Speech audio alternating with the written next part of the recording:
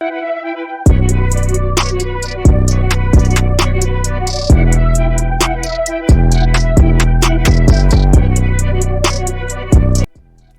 guys, welcome back to the Soulrocker podcast, and today's guest is actually Patrick Alberto, who's a chef and owner of Octane here in Rockford. And Octane has actually been around for many years, and Patrick recently took over ownership of Octane a couple years ago, and he's been really focused on trying to bring just a different side of culture to his.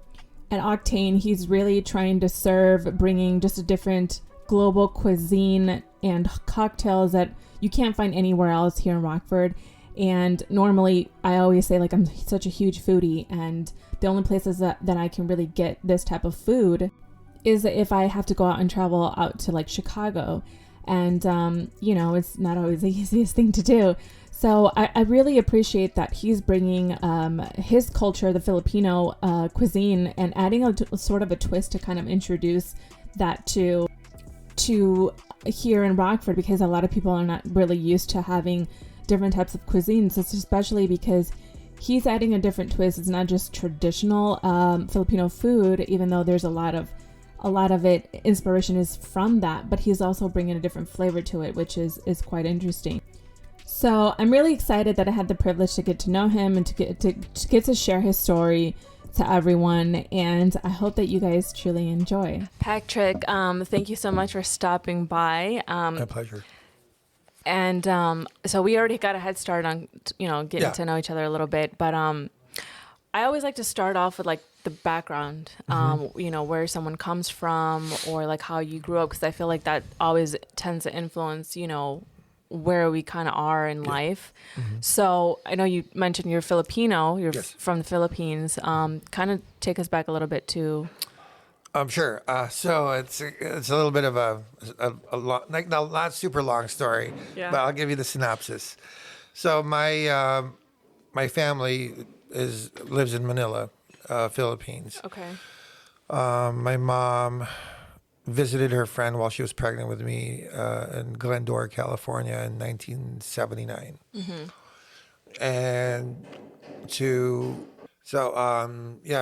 my background's like, my family's from Philippines. My mom flew out to Glendora, California in 1979.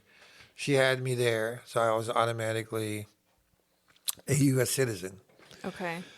And so we lived there for about 2 more years, and then my mom and my dad decided that my mom should come home, and I could grow up with my sisters and my brother. And so I went back to the Philippines in 1982. Then just grew up there, like learned the culture, spoke the language. Went to high school, finished high school there until 1996. And then as I was applying for college, I was told that I can't apply for college because I'm not a Filipino citizen. Oh, no. And then they reported me to immigration. Uh-huh. And immigration found out I was overstaying for 18 years.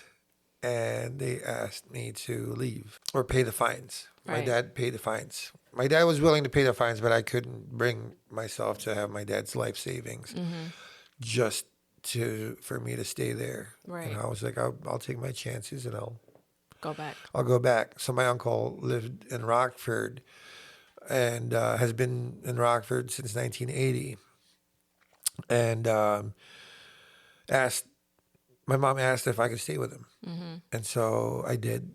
I stayed with him for about a few months, and then things didn't work out. So I got my own apartment. I was bouncing from couch to couch for like a couple months. And then I moved into an apartment on Beacon Hill. And then just found odd jobs here and there. Mm-hmm. Then basically met my girlfriend and now wife. She got a job at Octane, which is the restaurant I now own. And basically I washed dishes there for about 4 years and also cooked. And Okay, that's so how I then started. Yeah. so then didn't have any background with like having influence of cooking or anything like that, right then? No, not really. No, I never did. Wow. My mom was probably my grandparents were the most influential about about like culinary. Mm-hmm. As I was growing up in the Philippines, I just kind of absorbed that, but never thought I was going to do something like that. I actually went to school for graphic design and was on my way to doing becoming or not becoming, but planning on becoming a comic book artist. Oh, well, that's cool. Yeah, so I've been drawing since I was 6, and I Wow. loved that medium since I could remember. So I put some portfolios together, and I was Mm-hmm. planning on doing that, but I just got sidetracked because I needed a job and I needed to be good at what I was doing. Right. So I just kind of like absorbed, the the culinary world, the industry. Right. Yeah. Wow. So then I'm curious now, okay, so talk to us how you got to Octane then, or how did that start? So my girlfriend at the time got a job there as a server in 2001. So this was already like a pre-existing Yeah. restaurant from Yeah, someone. the restaurant has been around since 1997. Wow. And was one of the first internet cafes in the country. Okay, wow. Yeah, so they were kind of like in the forefront of that stuff. They're the first ones to have to have internet or for computers for internet for people to come and use. They're the first. They've been around since '97. And one time I was picking up my girlfriend after her shift, and her dishwasher was fired or quit. I'm not really sure which one. They liked my wife Megan, so they were like, "Well, is your boyfriend looking for a job?" I'm like, "Yeah." It happens that the office that I was working at was called Millward Brown, which is a survey company in Loves Park, closed down. So I was like, I wasn't picky, and I have a good work ethic, so I was like, "Yeah, I'll take it." So I washed dishes and part-time cooked here and there at Okay. Octane for about 4 years. Yeah. I became like just a regular line chef under Jason Williams for a few years, and then Paul Sletton from Abrio or Brio at that point, which is now Abrio, opened that restaurant, and then offered me a job to be a chef there. So I cooked at Brio for about 6 years, and then I started as a line cook, and then became the sous chef for about 3 years. Can you tell me a little bit more about that? Because I noticed that on your site where it's, you kind of had like a list of who was your line, would you say it was a sous chef, yeah. So what is that? Because I'm curious to know what that all kind of represents or means. Okay, so there's like in the French culinary world, there's one thing that's called the Brigade System. A Brigade System is basically like a hierarchy of roles, just like you would like a military, unit. So there's going to be the head chef, the sous chef, which is the assistant to the head chef, a chef de cuisine, which is in charge of the line chefs. So everybody has their roles. Like Got it. line chefs are salad and dessert. One of the cooks are grill, which focuses on proteins. Saute, which focuses on like more defined dishes like pastas, rice bowls, all that stuff, and fish mostly. And then Expo, which is the guy that calls the tickets out and then make sure that everything is right before it goes to the pass. Interesting. Okay. Yeah. So then you've kind of have played different roles within that, working for the businesses and stuff like that, right? Yeah. So I've been from like I've done everything. Yeah. Like from washing dishes to line cook to sous chef to head chef. Yeah. Wow. And then when did you actually become the head owner of Octane? So I was the executive chef for Octane from 2012 to 2019. And then when Dan and Michelle Minnick, the owners of Octane, decided to go do other ventures, offered to sell it to me because they saw how hard I worked in maintaining the place along with them, and coming from starting there and end up owning it was kind of like a full circle thing. Yeah. Yeah. So you've been owning it for...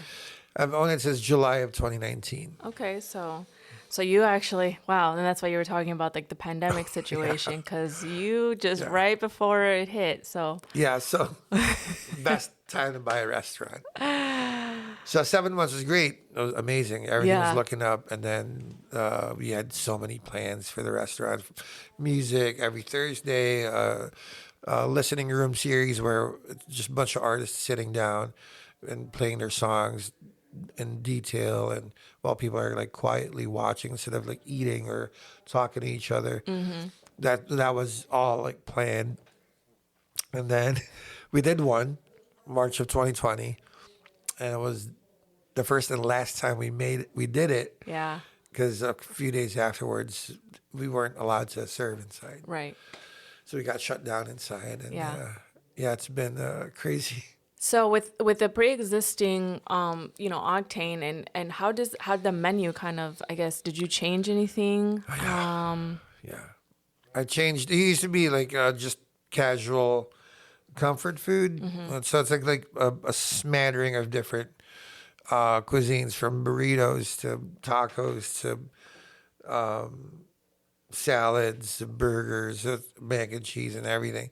It was awesome at that time. It was like, gangbuster numbers. But when I started taking over, I just kind of wanted to focus on like a chef-driven menu, where we put 100% of our efforts into making, the food from scratch, from our buns to our flatbreads to our noodles to almost everything.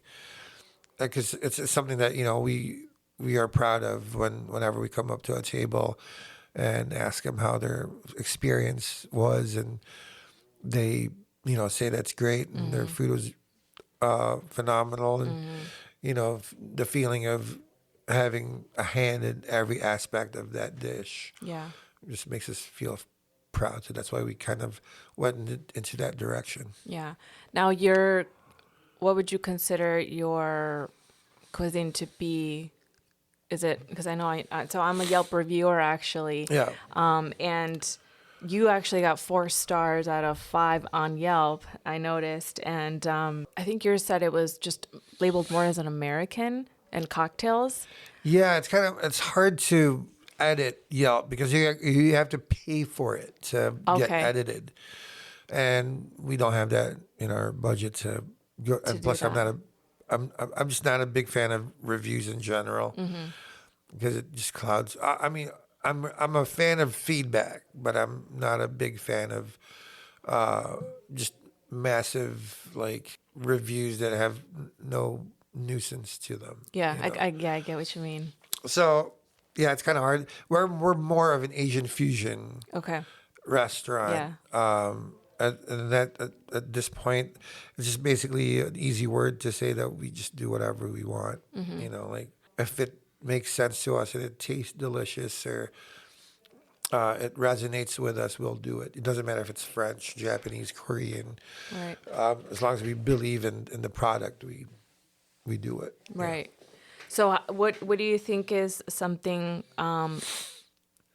that you look for? Like, how do you learn how to progress within your business? Like, how to what? Sorry. Like, how do you progress in your business? Like, is there, we're talking about the Yelp reviews. If you ever look at them, like, what are the ways of you looking at how you can progress within your business? I guess what helps you? What kind of feedback, or from where? The progression for our particular restaurant comes from more of a collaborative effort with my team. Okay. What we try to talk as like what makes us happy as chefs, or what can we share from our own experience that we could put on the menu. What would people enjoy, along with us? Because we try to make the food for us first, and then try to make our own version for everybody to be able to try it. So like as far as progression, we are always trying to push the envelope at Octane so that we could kind of like flex our chef muscles. Because if you get complacent, the menu gets stale, Right. and then people's attitude and the whole team gets stale Right. without introducing something new or trying to push the boundaries. You're just gonna sit there and just whine why people aren't coming instead of like making it a reason for them to come. So that's how we see progression, is that it has to come from within first, from our drive. Otherwise, it's harder to maintain, I assume, too. Yeah, it's hard to maintain if you're just Listening taking a to back other seat. people. Yeah. Exactly. Yeah. Yeah. So like I like putting myself in tougher situations because it just makes you want to survive more. It makes you want to come up with more things and get inspired to introduce new dishes or new experience. Yeah. Now, we were talking a little bit offline about like the pandemic. So tell me a little bit more about how you struggled to keep that going and how have you been able to survive? Well, that's like a different podcast on its own. Without my team, honestly, I wouldn't be able to survive. The business would have been Okay. done. Yeah. I had a good team with me to help me get through. My wife was an amazing addition to the help that we needed. I mean, she's a co-owner, but also has her own counseling service. But she kind of like did both. Where at one time it was her and I was in the kitchen, one dishwasher, myself and her, and we were just knocking out the tickets and the orders. So like the team that I still have the same chefs from when the pandemic was going on, and some of the servers has been with me since the pandemic. So it's been a team effort when it comes to the survival of the restaurant. Yeah. And we also talked about a little bit about like the location that you're in is just not, I guess the location doesn't help any just period at all, but I can assume probably even worse in the pandemic time too. Yeah. So like, there's a stigma in Rockford in general that downtown is a dangerous place. And these are from people that are, comfortable up there in the Perryville area, which, in all honesty, there's way more violence in Cherryville than there is downtown Rockford. Yeah. So I'm not really, I'm not a big fan of people judging downtown without even being there or supporting the businesses that are there. Yeah. These are the same people that complain about there's nothing to do in Rockford and that fail to show up for the people that are putting stuff together. Yeah. Yeah. So in general, like I am good friends with 90% of the businesses downtown. Restaurants, retail shops. They put 100%, 110% of their efforts into their businesses just to create something new. And that stigma about being downtown Rockford hurts a lot of these businesses to a point where some of them close down. Yeah. So yeah, it's difficult to be down there, but also very rewarding to be able to be there and stand out and provide food that you don't have to drive 2 hours to get. Yeah. And then we also talked about, speaking of just kind of the frustrations that you share, we talked a little bit about too is even like the culture is not, being supported also. And yeah. Well, a lot of like minority owned businesses are kind of like looked down as second rate businesses. So like just being a minority owned business, you're gonna have to work twice as hard to just get the recognition that you need or that you deserve. What do you think that recognition is or is it the customers, or is it like other people that are not being as supportive, do you think? I mean, just customers, just you know, not willing to try something new, or that don't want to step out of their comfort zone. Comfort zone, yeah. We provide. That's why our menu is kind of like, you know, eclectic in some ways, where there are still some approachable things, but at the same time we revel into the items that are not the norm. Like, for example, we serve baos. I don't know if you're aware of baos. I mean, I am aware that you guys sell them, but I've never tasted them, so I'm gonna have to. So for example, you're new to baos, right? Yeah. You've never had it. Yes. Best way I can explain it to you is that it's our own version, our own Asian version of tacos. But instead of like having corn shells, we use a like a dumpling bun. It's a steamed bao bun, where we change the proteins that go in there. Same as tacos, could have carnitas, barbacoa. We could put it in that same medium. And you know, that's the kind of the vehicle that we chose to use because I grew up eating it, and there's kind of like a shortage of different food items in Rockford. Yeah. And I've always been the weird kid. Since I was a kid, I've always been the weird kid. I'm the one that likes to let's do something that's not the same. Right. And that's why I don't have a whole lot of friends. Because of that kind of mindset. I'm the same way, so oh my gosh. So that's basically, you know, that's what, you know, what we serve, and baos are super delicious, and Rockford has been very supportive of the food truck, which blows my mind that we are getting booked. And that is something that I was going to definitely touch base on, is that you guys also have a food truck. Yeah, and we want to introduce the baos downtown, but also want to introduce it somewhere else. Yeah. And when the pandemic hit, we were like, well, we just can't wait for the restaurant to open. Let's find a food truck. So that's when you guys got it started then? Yeah. Okay. So I looked at food trucks on Facebook Marketplace for like hours. And I found one in Milwaukee from this old, amazing, like really nice couple. It was not in the perfect running condition, but I was like, it's a food truck. It's already fully suited up for business. It just needs some mechanical, you know, touch-ups. Right. So yeah, that's our mobile KaBao, KaBao. That's our way of getting the baos introduced to. So is that populace. what kind of stuff you guys sell in the food trucks? So in the food trucks, we do the fried chicken bao. The KaBao is the fried chicken bao. It's the flagship bao, which is like our own fried chicken recipe with. We do a garlic caramel sauce, miso ranch, and our house-made pickles. So it's very, it's weird. No, but I like that. But it's delicious. Yeah.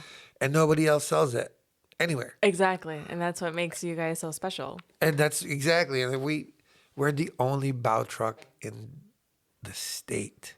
Really? I had to Google that. Oh, that's awesome. I was like, I just want to make sure. I'm like, am I the only dumb enough person to do this? No, it turns out I am the only dumb person to do it. No, you're just different. Yeah, and I'm glad that the reception has been great. It's been warm. Yeah. Yeah, and we'll get more into that as well. But I know you changed the menu a little bit. How did you, I guess, decide on that when you were changing the menu on, you know, just for Octane? So the items that I kept some old items, like a couple of old items from the old menu, but changed the noodles. For example, we have this Thai noodles at work. It's been on the menu since I started washing dishes there. But the only thing I changed was we make the noodles in-house now, and the sauce is more robust. The mac and cheese is the same, but obviously we just kind of like tinkered with it, and the sauce is also now a little bit more brighter. But yeah, most of the new items come from like an honest take on how I would like it to be represented.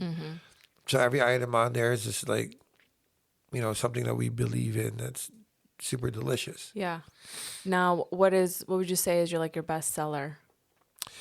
Right now, which is the most amazing thing, is this pulled pork rice bowl. Okay. So most of the items that I come up with, it's just because I needed to sell the product. Like we had made too much pork one day, too much pulled pork. I was like, we can't sit on this for more than a week. We got to get this out of here. So I made some spicy fried rice, and we fried some pulled pork. Which, if you fry pulled pork, it gets crunchy super fast because it's, very, it's pulled, so the strands are thin. So that means the protein is Gonna dry easily out. cooked. Yeah. So we put that on top and we made a sunny side up egg. The egg is we get our eggs from 10 Men Farms in Pecatonica. Okay. It's a lot of local stuff, Yeah, too. super delicious eggs. The meat's from Eichmann's, which is in Seward, about 20 minutes from where we're at. So we try to work with local farmers as much as possible. Yeah. And as the season, allows it. So we put that on there, put some house-made pickled red onions, and topped it off with some chili garlic crunch mayo. Which, mayonnaise and fried rice are like, are you nuts? No, that sounds delicious to me. It's so good. It sells so much that last time we checked our numbers, it like blew past all the past sellers. Yeah. Oh, wow. That's good. Yeah. So that's the kind of approach we want to do, is like, how can we make something profitable that is easy to make? Right. And so that's where the pork rice bowl. Right. Tell me something that you wish you would have known when you first started, I guess, that you didn't know. I wish I knew that COVID was going to happen. That's true. That's definitely true. Then I would have definitely done things differently, 100%. Really? Yeah. Okay. Just like, I should have just kept my guys instead of like laying them off, which had messed up our unemployment insurance, that's a whole nother most story. boring Yeah. administrative stuff. Yeah. Yeah.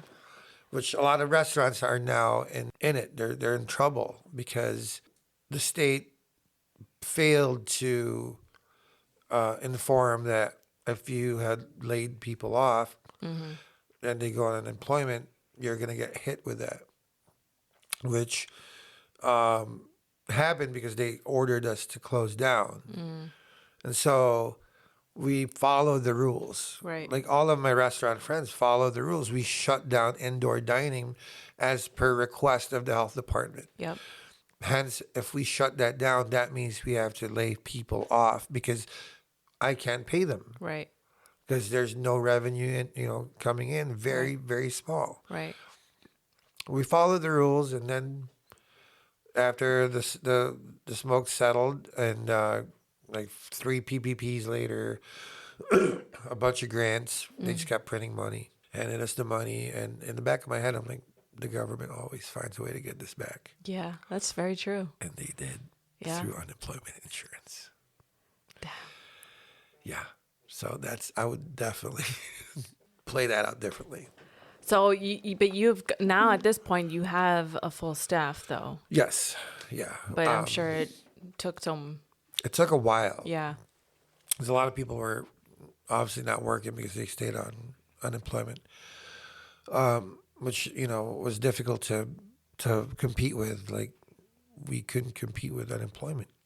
Like we couldn't pay enough to compete with it because we are still not 100%. But as months went by, and we started getting people, and the best part is we were getting employees from the LGBTQ community. Oh, really? Yeah, because they were an ally. The restaurant is an ally of LGBTQ, and my wife, as a counselor, specializes in that also. Okay, cool. There's a lot of kids that are feeling alone and lost because they don't know if they fit in the society or not. Right. And same thing goes with employment. Nobody hires people from LGBTQ because they're scared to hire them because they don't understand them. Right. But we understand them, so we offer them jobs. And as a lot of people are like struggling to find people, we were like, not us. Not us, because we're hiring based on attitude and based on how can you fit in the team. Right. And most of these people that don't get jobs, most of the trans community that don't get jobs, they're nice people. They're kind people. They're hard workers. And nobody wants to give them a chance because they don't fit the box that most employers have. Yeah. So. Oh, that's awesome that you've given them some opportunities for that. Everybody deserves a chance to have a job, So yeah, because it's like doesn't matter what you look like or what your other choices are. It's how you show up to work and do your best, Yeah. and go home. Yep. That's my ideal employee. Exactly. Yeah. Just a couple random things. It's like, what other foods do you enjoy? Because I mean, obviously, you probably are used to eating, Filipino cuisine. Yeah. Yeah. So I'm a big fan of Italian food. really. Yeah, I'm a spaghetti pasta connoisseur. Okay. I love a well-made, house-made pasta, raviolis, tortellinis, name it. I love French cuisine, especially the most old French techniques. I'm a big fan of Japanese food. And recently, just a ton of Middle Eastern cuisine, which is Where do you go amazing. and get that? So I go to Sahara on State Street, Okay. owned by Dan. His name's Dan. He's a scary dude. He's a A scary super guy. nice guy. But yeah, Sahara on State Street.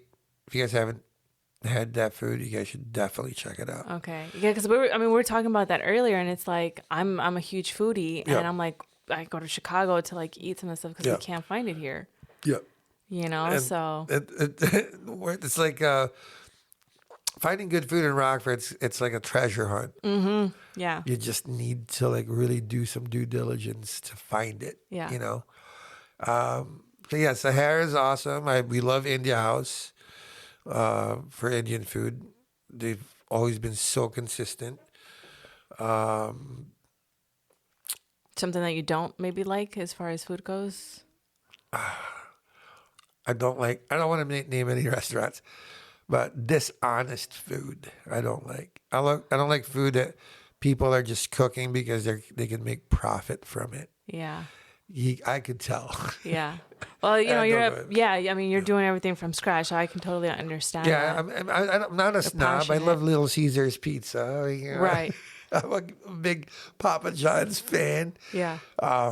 So I'm not a food snob, but I know good is good. Mm-hmm. Yeah. So those are the food I enjoy. Yeah.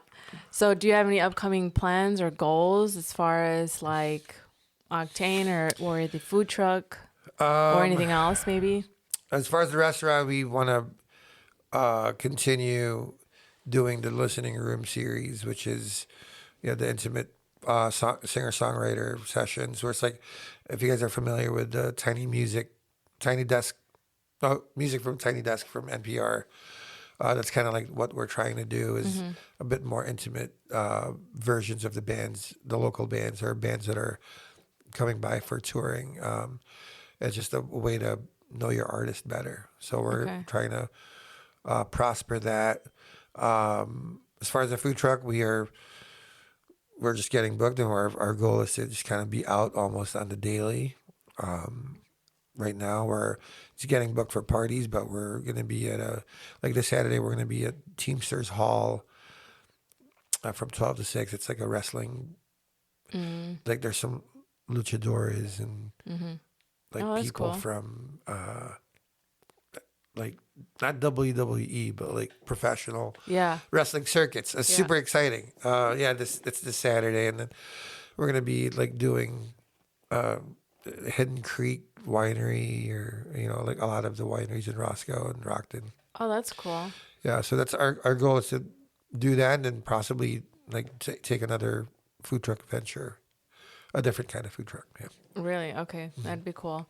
And then as far as your hours, like for Octane, I know we talked about it, but I Yeah. obviously want you to share it on the podcast. So we're closed on Sunday and Mondays. And some Sundays we are open for dinner service for Coronado shows that are scheduled on Sundays, which is very rare. But our daily operating hours are Tuesday 5 to 10, Wednesday 11 a.m. to 10, Thursday same 11 a.m.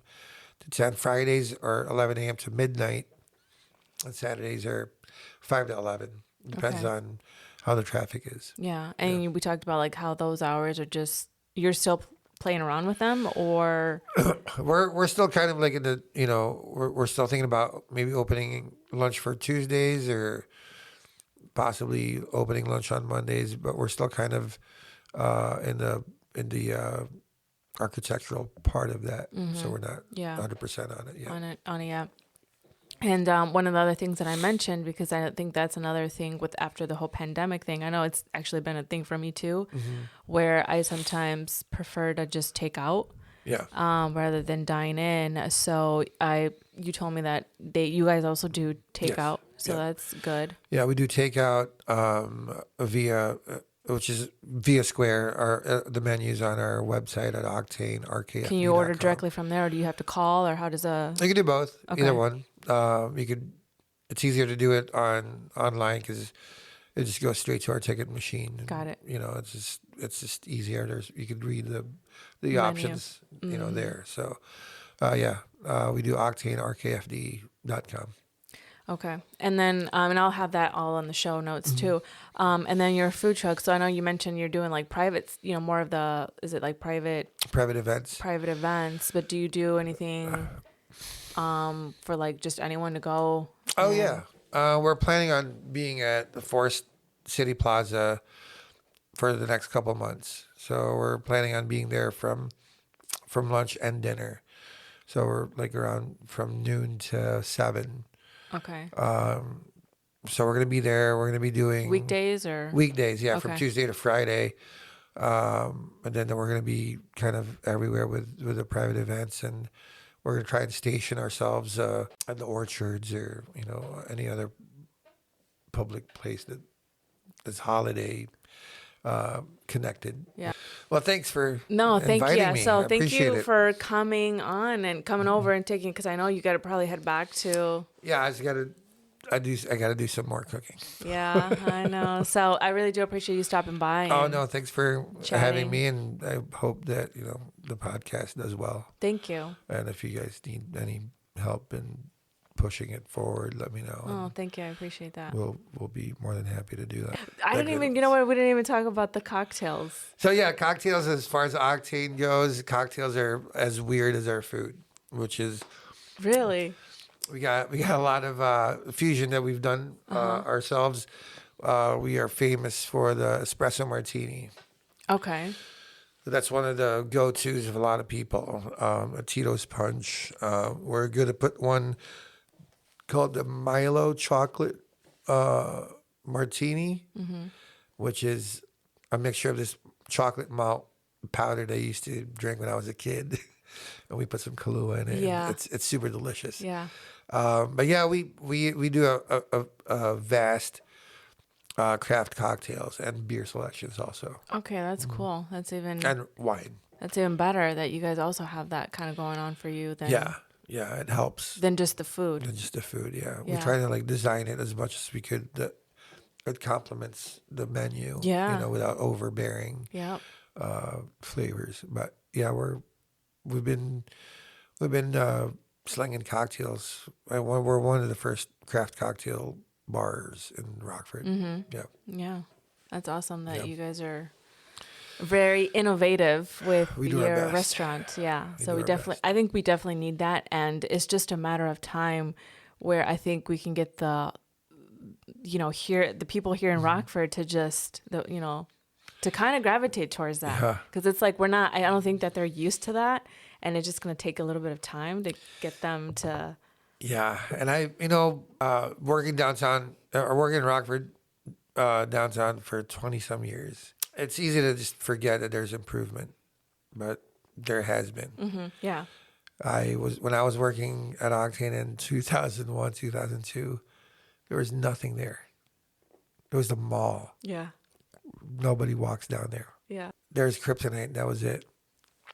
And now 2022, and there's a bunch of other businesses. It's thriving. We have a hotel now.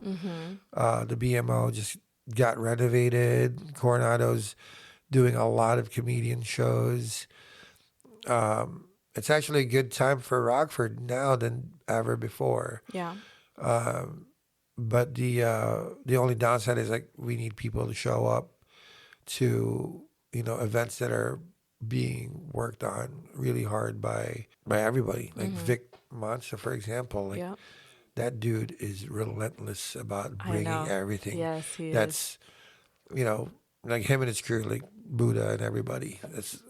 I love that those guys are just going for it. Yeah. Yeah.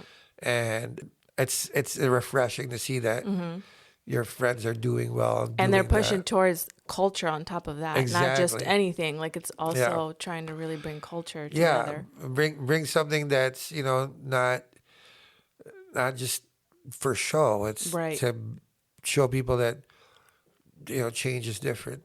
Change is awesome. Yep. And different is great. Yes. Yep. So yeah.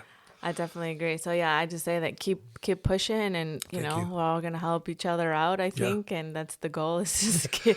That's the main goal. Yeah. So keep up. But I the good appreciate work. you having me. Yeah. I wish that I wish the best for the podcast. Thank you. Thank you.